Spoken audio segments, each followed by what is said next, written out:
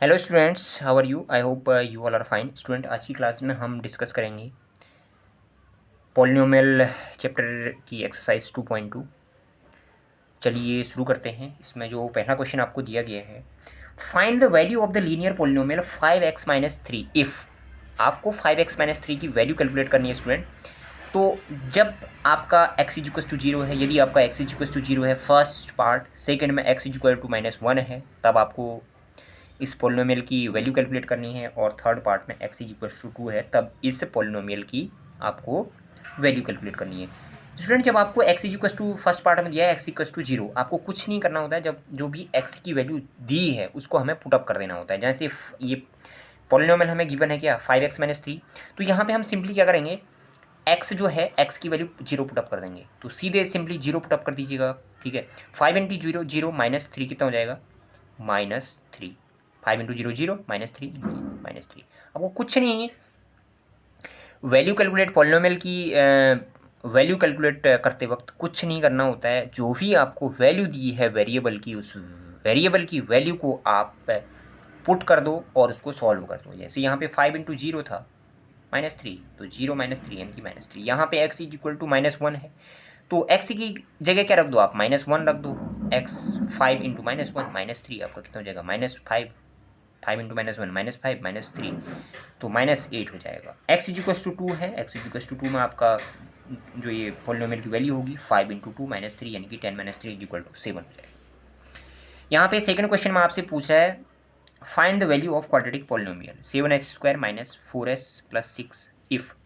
Same like first question. अब आपको वहाँ लीनियर पोलिनोमियल दिया था, यहाँ पे क्वाड्रेटिक पोलिनोमियल दे दिया। तो यहाँ पे पहले पार्ट में आपको निकालना है एस इज इक्वल टू जब जीरो है, तो तब इस क्वाड्रेटिक पोलिनोमियल की वैल्यू कितनी होगी। स्टूडेंट, कुछ नहीं, सिंपली आप एस की वैल्यू रख दीजिए, ठीक है। 7 इंटू s² 7s² -4s+6 है, तो एस की जगह जीरो रख दिए, जीरो रख दीजिएगा आप। 7 इंटू जीरो का स्क्वायर -4 इंटू जीरो+6, यानी कि ये दोनों टर्म आपकी जीरो हो जाएंगी। कोई भी नंबर हम जीरो से मल्टीप्लाई करते हैं तो जीरो आ जाता है, ठीक है। तो जीरो -0+6 यानी कि 6 आ जाएगी इसकी value. S is equal to zero पे इस पोलिनोमियल की जो वैल्यू है, क्वाड्रेटिक पोलिनोमियल की वैल्यू हमारी 6 आ जाएगी।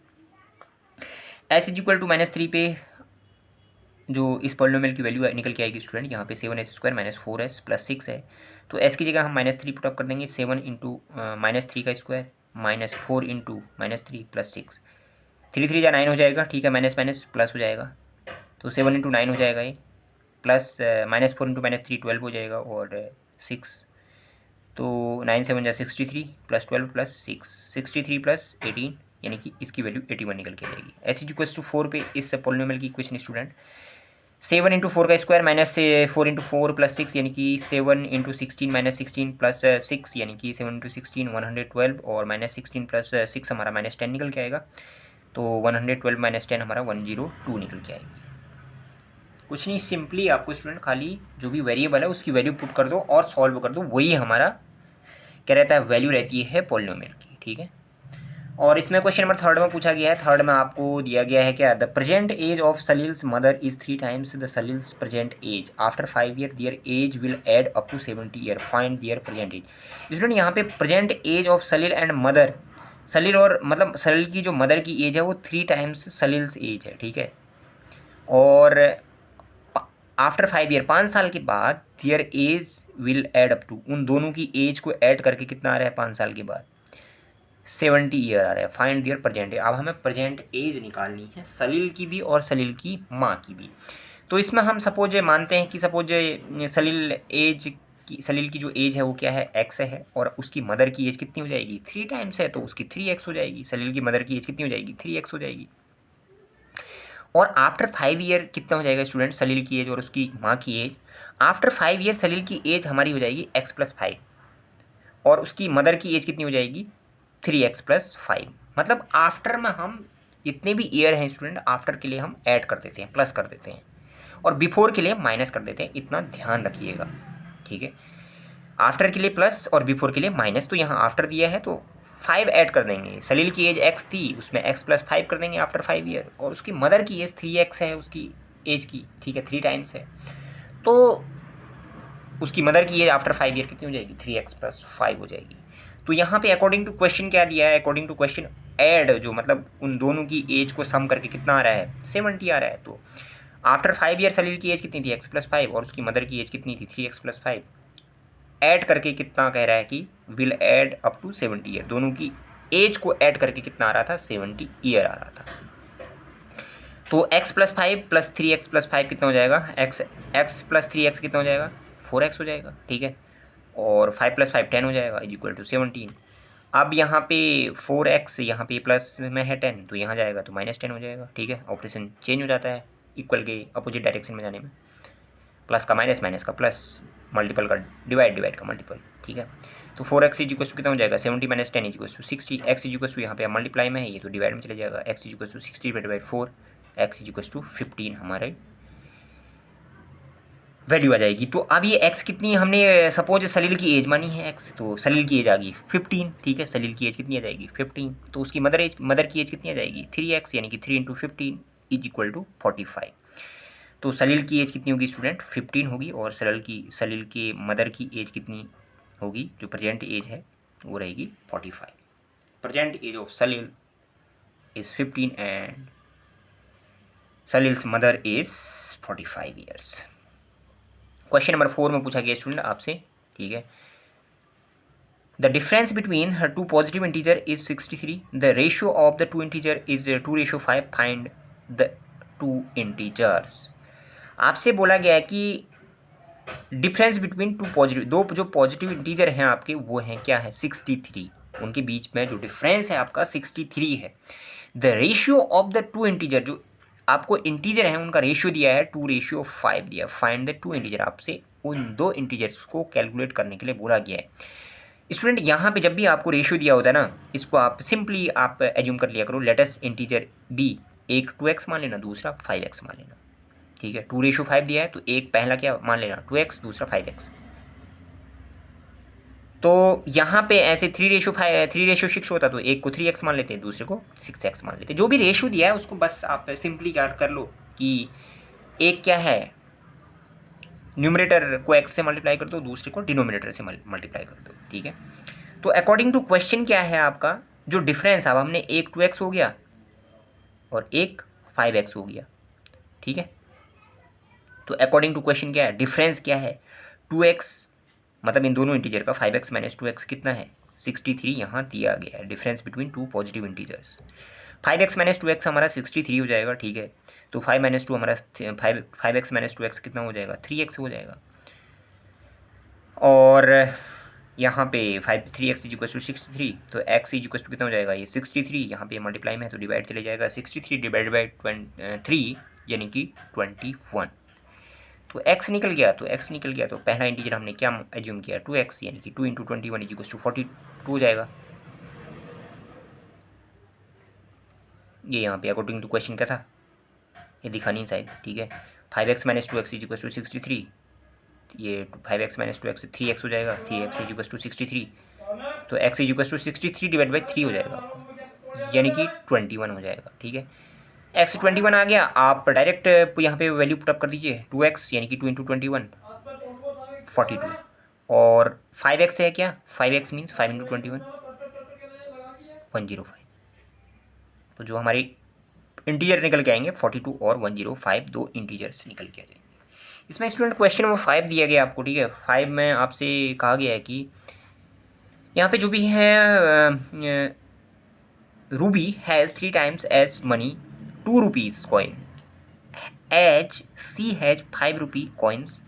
If she has total rupees 88, how many coins does she have of each type? अब इसको समझिएगा स्टूडेंट, काफ़ी अच्छा क्वेश्चन है यहाँ पे, ठीक है। ये बोल रहा है क्या रूबी है 3 times as money 2 rupees coins as she has 5 rupee coins. Suppose student इसमें आप मानो क्या 5 रुपीज़ के कॉइन उसके पास कितने हैं एक्स से हैं, 5 रुपीज़ के कॉइन कितने हैं एक्स से हैं। तो 2 रुपीज़ के कॉइन कितने हो जाएंगे 3 टाइम्स एज, यहाँ पे इस लैंग्वेज का मतलब यह है कि जो ये 2 रुपीज़ के उसके पास कॉइन है वो 3 टाइम्स ऑफ 5 रुपीज़ कॉइन है। भाई इतना समझिएगा आप, बस हो गया। तो आप फिर आपकी प्रॉब्लम सॉल्व हो जाएगी। क्या है, 2 रुपीज़ के कॉइन 5 रुपीज़ कॉइन के 3 टाइम्स हैं। तो समझिएगा आप, इसको समझिए तो आप इस प्रॉब्लम को ईजिली सॉल्व कर लोगे। ठीक है, सपोज 5 रुपीज़ के कॉइन कितने हैं, एक्स हैं, तो 2 रुपीज़ के कॉइन कितने हो जाएंगे उसके पास, 3 टाइम्स हैं 5 रुपीज़ कॉइन के। ठीक है, तो 3x हो जाएगा। तो और टोटल मनी कितनी है उसके पास, टोटल मनी है स्टूडेंट 88। तो 5 रुपीज़ के कॉइन एक्स हैं तो टोटल 5 रुपीज़ कितने हो जाएगा, टोटल 5 रुपीज़, टोटल पैसे कितने हो जाएंगे उसके पास 5 रुपीज़ कॉइन के 5 इंटू एक्स। और 2 रुपीज़ के टोटल पैसे कितने हो जाएंगे उसके पास, 2 इंटू 3x। ठीक है, 5 रुपीज़ के टोटल पैसे कितने हो जाएंगे, 5 इंटू एक्स। ठीक है, और 2 रुपीज़ के टोटल पैसे कितने हो जाएंगे, 2 इंटू 3x, क्योंकि कॉइन कितने हैं 3x हैं 2 रुपीज़ की, और 5 रुपीज़ की कॉइन कितनी है x हैं, तो टोटल रुपीज़ 5x, और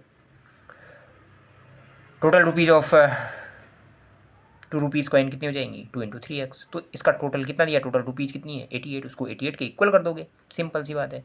तो 5x plus 2 into 3 6x is equal to 88। तो यहाँ पे स्टूडेंट 5x प्लस 6x कितना हो जाएगा, 11x, 11x is equal to 88। तो x इज इक्वल टू कितना हो जाएगा, 11 से डिवाइड कर दोगे 88 को। ठीक है, तो कितना हो जाएगा, x इज इक्वल टू 8, तो x निकल गया। तो यानी कि 5 रुपीज़ कॉइन कितने हैं उसके पास, 8 हैं, और 2 रुपीज़ कॉइन कितनी आ जाएंगी, 3 इंटू एक्स, यानी कि 3 इंटू 8 यानी कि 24। ठीक है भाई, इतना ध्यान रखिएगा इस क्वेश्चन में आप कि जो 5 रुपीज़ कॉइन को x मानिएगा, और जो 2 रुपीज़ कॉइन है वो 5 रुपीज़ कॉइन की 3 टाइम्स है, बस हो गया। फिर आपको ध्यान देना है कि रुपीज़, टोटल रुपीज़ कितनी होंगी 5 रुपीज़ कॉइन की, और 2 रुपीज़ कॉइन की टोटल रुपीज़ कितनी होंगी, उसको आप 88 के इक्वल कर दीजिएगा, आपकी कॉइन्स निकल के आ जाएंगी। इसमें आपसे सेकंड, इसमें जो लास्ट सेकंड नेक्स्ट क्वेश्चन है उसमें स्टूडेंट आपका 6 क्वेश्चन है। ठीक है,